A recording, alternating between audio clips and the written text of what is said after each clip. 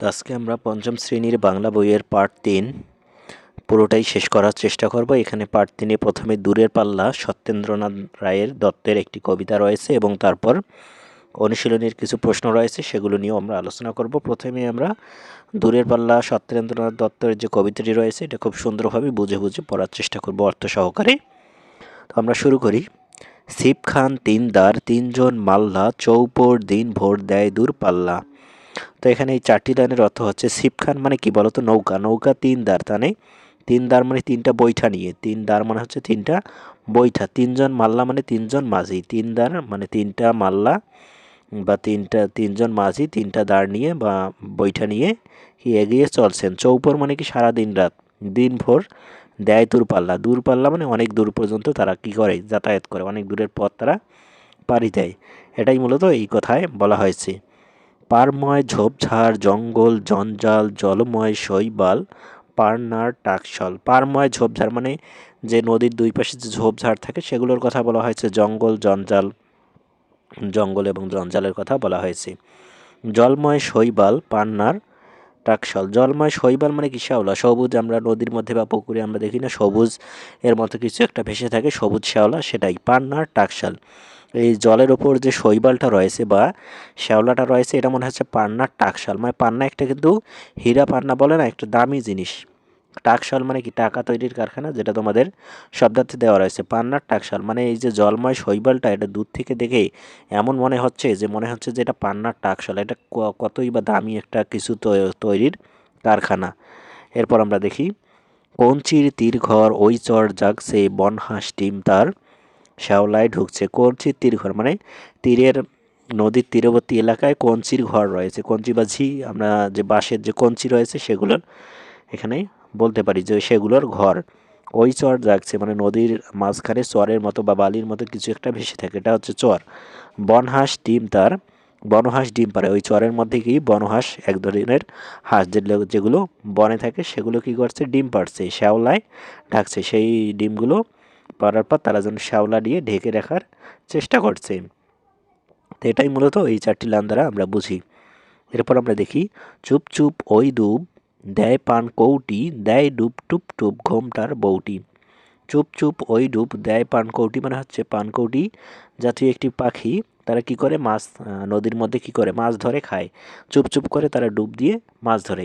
দেয় ডুব টুপ টুপ ঘোমটার বউটি। ঘোমটা দেওয়া, গ্রামে যারা ঘোমটা দিয়ে বের হয়, গ্রামের যে মায়েরা বা বোনেরা স্ত্রীরা রয়েছে তারা কি করে, ঘোমটা দিয়ে বের হয় এবং কি করে, নদীতে গোসল করে, ডুব দেয়। সে পানকড়ি যেমন চুপ চুপ দেয় ডুব, ঠিক সেরকম এই ঘোমটার বউটি বা ঘোমটা দেওয়া মেয়ে মহিলা মানুষগুলো তারা কি করে, টুপ করে ডুব দিয়ে গোসল করে। ঝকঝক কলসির বক বক শোনো গো ঘোমটার ফাঁক বয় মন উন্মন গো। তো ঝকঝক কলসির বক বক শোনো গো, ঝকঝক কলসি মানে কি খালি কলসি, আর বক বক শোনো গো মানে হচ্ছে যে কলসি যখন পানির মধ্যে ভরা হয় তখন একটা বক বুদবুদ করে একটা শব্দ হয়, সেই শব্দটার কথা বলা হয়েছে। ঘোমটার ফাঁক বয় মানে এই যে ঘোমটা দেওয়া যে বউয়ের কথা বলা হচ্ছে, মহিলাদের কথা বলা হচ্ছে, এই ঘোমটার আড়াল দিয়ে বা ঘোমটা যে একটু ফাঁক রয়েছে সেই ফাঁক দিয়ে মন উন্মন গো, তাদের যে মুখ বের করে ঘোমটার ফাঁক বয় বা ঘোমটার ফাঁক দিয়ে বা ঘোমটা একটু তুলে তারা কি করে, এই দুনিয়াটা উদাস বা আনমনাভাবে দেখে। উন্মান মানে উদাস বা আনমনাভাবে। এরপর দেখি, তিনদার ছিপ খান মন্থর যাচ্ছে। তিনদারের ওই ছিপ খান বা তিনটা বৈঠার ওই নৌকাটা মন্থর যাচ্ছে। মন্থর মানে কি ধীরভাবে যাচ্ছে, যেহেতু যারা সারা দিন রাত চালায়, নৌকা চালায়, এজন্য কি কিছুটা ক্লান্ত হয়ে তাদের যে নৌকার গতি একটু ধীর হয়ে গিয়েছে।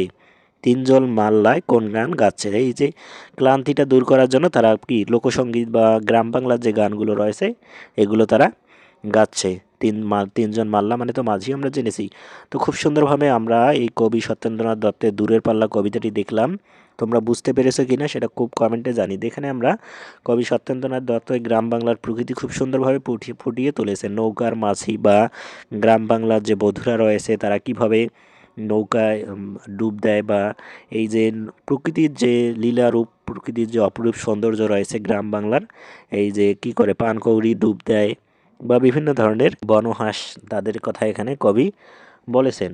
কবি গ্রাম বাংলার খুব সুন্দর একটি দৃশ্য এখানে তিনি তার এই কবিতার মাধ্যমে ফুটিয়ে তুলেছেন। তো কবিতাটি তোমরা খুব সুন্দরভাবে বুঝতে পেরেছো কিনা সেটা আমাকে কমেন্ট করে জানিয়ে দাও। এখন আমরা শব্দার্থগুলো জেনে নেব, তারপর অনুশীলনীর প্রশ্নগুলো নিয়ে আলোচনা করব। উন্মান মানে হচ্ছে উদাস বা অনমনা। চৌপর মানে হচ্ছে চার প্রহর বা সারাদিন। ছিপ মানে সরু নৌকা। জঞ্জাল মানে আগাছা। টাকশাল মানে টাকা তৈরির কারখানা। তীরঘর মানে নদী তৈরির, নদী তীরের ঘর। দ্বার মানে বৈঠা। দিনভর মানে সমস্ত দিন। পারময় মানে পাড় জুড়ে। পানকৌটি মানে পানকৌড়ি।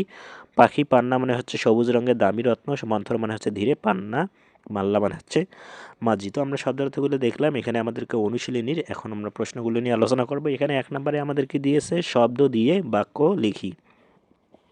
এখানে আমাদেরকে কয়েকটি শব্দ দিয়েছে, দিনভর, জঞ্জাল, শ্যাওলা, মন্থর এবং কঞ্চি। এই যে শব্দগুলো এখানে দিয়েছে, এগুলো দিয়ে আমাদেরকে বাক্য লিখতে হবে। এই যে শব্দগুলো রয়েছে, এগুলো কিন্তু উপরের কবিতায় আমরা পড়েছি।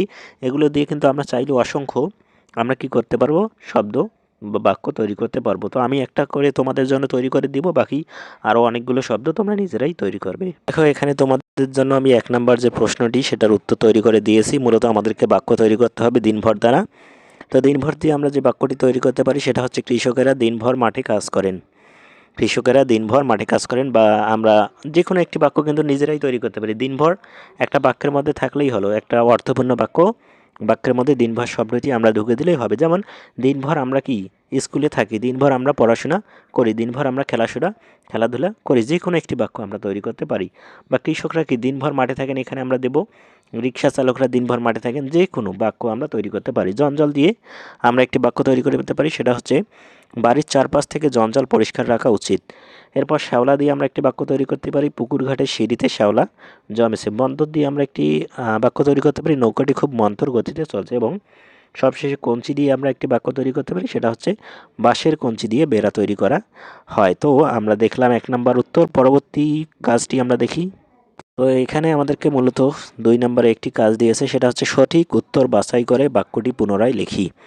মানে এখানে দেখো কি দিয়েছে, ক নম্বরে কবিতায় এখানে কয়েকটি অপশন দিয়েছে, 5, 4, 3, 2 জন মাঝির কথা বলা হয়েছে। তো এখানে কবিতায় জয়জন মাঝির কথা বলা হয়েছে, সেটা দিয়ে আমরা একটা লিখবো। যেমন কবিতায় আমরা দেখলাম যে 3 জন মাঝির কথা বলা হয়েছে, তাহলে আমরা এখানে কি লিখবো, যে কবিতায় 3 জন মাঝির কথা বলা হয়েছে। তাহলে এখান থেকে আমরা কি বেছে নেব, এখান থেকে আমরা বেছে নেব যে কবিতায় 3 জন কি 3 জন কবিতায়, এই যে এখানে আমরা 3 জন রয়েছে, এই 3 জন মাঝির কথা বলা হয়েছে। এখানে ক নম্বরে যে নিচে আন্ডারলাইন করাগুলো রয়েছে, এখানে আমরা লিখবো যে কবিতায় 3 জন মাঝির কথা বলা হয়েছে। এরপর দেখো খ নম্বর, নদীর সারা পাড় জুড়ে বাড়িঘর, ঝোপঝাড়, ফসলের ক্ষেত, কাশফুল নাকি রয়েছে।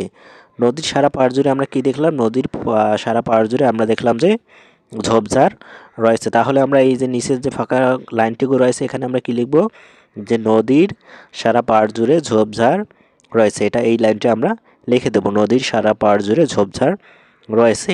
এরপর দেখো গ নম্বরে, নদীর পানিতে কলসি, নৌকা, হাঁস, শ্যাওলা ভাসছে।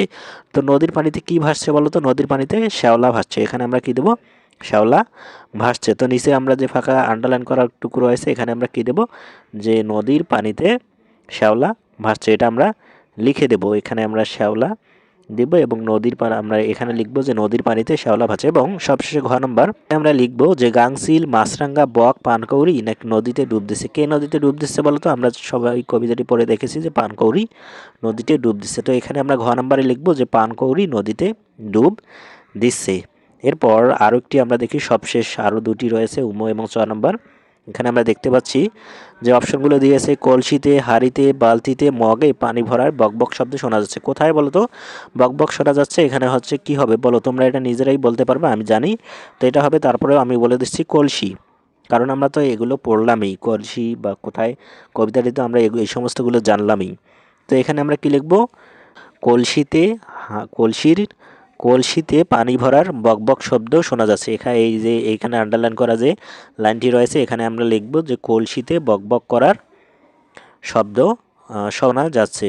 তো এরপর চ নম্বর রয়েছে, নৌকা চালাতে চালাতে মাঝিরা ছড়া বলছে, গান গাইছে, ঝগড়া করছে, চুপ করে আছে। তো নৌকা বাইতে বাইতে মাঝিরা কী করছে বলো তো, গান গাইছে। মাঝিরা যখন ক্লান্ত হয়ে গিয়েছিল তখন তারা কি করেছে, গান গাইছে। তো এখানে আমরা লিখব যে নৌকা চালাতে চালাতে মাঝিরা গান গাইছে। তো এটাই হচ্ছে মূলত তোমাদের কয় নম্বর উত্তর, 2 নম্বর প্রশ্নের উত্তর। এখন আমরা 3 নম্বরে এখানে আমাদেরকে একটি কাজ দিয়েছে, আমরা একটু দেখে নেই। কবিতাটি হাতে তালি দিয়ে দিয়ে একসাথেই বলি। তো তোমরা যখন শ্রেণীকক্ষে তোমাদের সহপাঠীরা সহ থাকবে তখন তোমরা এই কবিতাটি হাততালি দিয়ে দিয়ে বলবে। এখন আমরা মূলত 4 নম্বর প্রশ্নের উত্তর নিয়ে আলোচনা করব। এখানে আমাদেরকে প্রশ্নের উত্তর বলিও লিখতে বলা হয়েছে। এখানে আমাদের ক থেকে ম পর্যন্ত কবিতাটি থেকে যে এটা পড়লাম আমরা, সেখান থেকে আমাদেরকে 5টি প্রশ্ন দিয়েছে। এই 5টি প্রশ্নের উত্তর এখন আমরা দেখার চেষ্টা করি। তো এখানে আমি তোমাদের জন্য খুব সুন্দরভাবে 4 নাম্বার যে প্রশ্নগুলো রয়েছে সেগুলোর উত্তর তৈরি করে দিয়েছি। দেখো, নাম্বার প্রশ্নটি ছিল বনহাঁস কি করছে। তো এটার উত্তর হিসেবে আমরা দিতে পারি বনহাঁস তার ডিম শ্যাওলায় ঢেকে রাখছে। খ নম্বর প্রশ্নটি হচ্ছে নৌকায় যেতে যেতে মাল্লারা কি কি দেখছেন। তো এটার উত্তর হবে মাল্লারা ঝোপঝাড়, জঞ্জাল, শৈবাল, কঞ্চির তীর ঘর, চরে বনের হাঁসের ডিম, পানকৌড়ির ডুব দেওয়া এবং বধূর কলসিতে পানি ভরা দেখছে। এরপর গ নম্বর যে প্রশ্নটি সেটা আমরা যদি একটু দেখি। গ নম্বর প্রশ্নটি হচ্ছে ঘোমটা দেওয়া বউটি কী করছিল। ঘোমটা দেওয়া বউটি নদীর ঘাটে কলসিতে পানি ভরছিল। এরপর ঘ নম্বর প্রশ্নটি হচ্ছে শৈবালকে কেন টাকশাল বলা হয়েছে।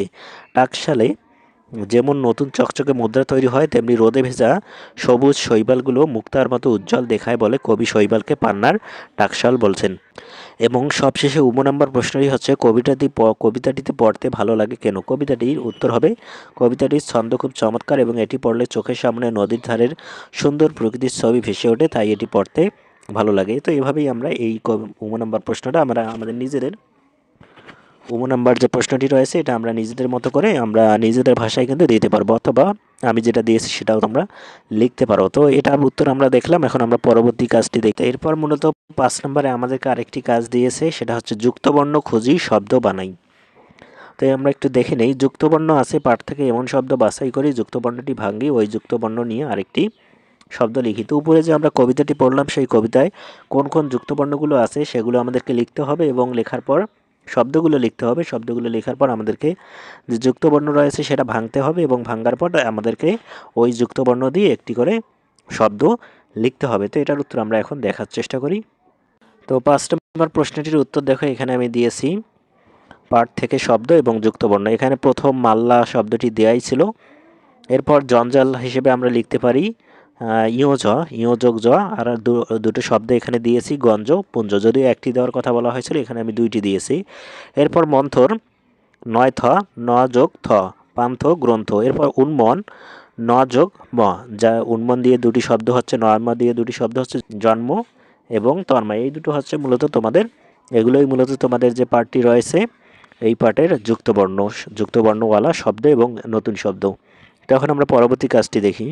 এখানে আমাদেরকে 6 নম্বরে একটি কাজ দিয়েছে, সেটা হচ্ছে জোড়ায় বসে শব্দ তৈরির খেলাখেলি। এখানে মূলত আমাদেরকে শব্দ তৈরি করতে হবে। যেমন প্রথমে দিয়েছে ক এবং লা মিলে আরেকটি শব্দ হয়েছে, আবার লাল মিলে আরেকটি শব্দ হয়েছে লা, আবার তা দিয়ে আরেকটি শব্দ হয়েছে লতা। এখানে আমাদেরকে আরেকটি শব্দ দিয়ে আরও একটি অক্ষর দিয়ে বর্ণ দিয়ে একটি শব্দ তৈরি করতে হবে। যেমন এখানে যদি আমরা ল দিই তাহলে হবে তাল, আবার এখানে আরও একটি শব্দ দিয়ে আমাদেরকে শব্দ এভাবে তৈরি করতে হবে। এটা তোমাদের নিজেদের কাজ। আশা করি তোমরা আজকের এই ক্লাসটি ভালো লেগেছে। ক্লাসটি ভালো লাগলে একটি লাইক দিয়ে, আর পরবর্তী ক্লাসগুলো পেতে পরবর্তী আমরা পার্ট 4 নিয়ে আলোচনা করব। পার্ট 4-এর ক্লাস পেতে চ্যানেলটি সাবস্ক্রাইব করে রাখো। ধন্যবাদ।